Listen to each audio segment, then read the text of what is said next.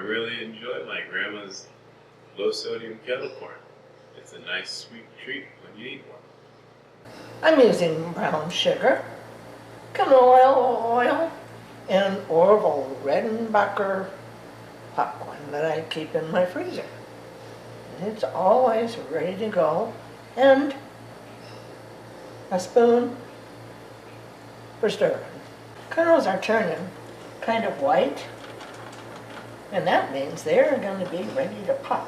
When the popping slows down, I will pour them into the bowl, and we'll see how much kettle corn we got. I have 6 quarts of kettle corn. Subscribe to my channel, and every Friday you'll get a new low sodium video to keep your sodium low.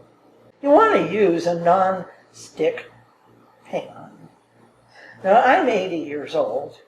I can handle the 3-quart frying pan, but nothing bigger than that.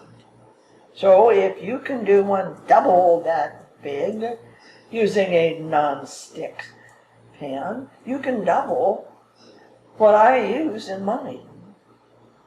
You got to keep that medium heat constantly. My kettle corn has no sodium per serving. I don't get any complaints on that.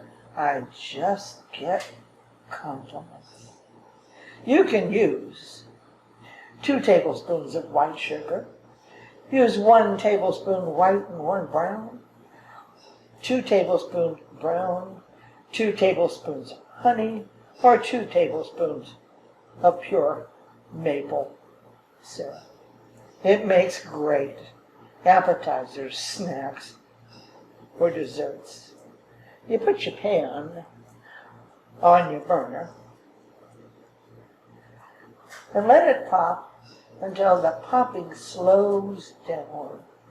When you don't get any popping for a couple seconds, then pour it in a bowl.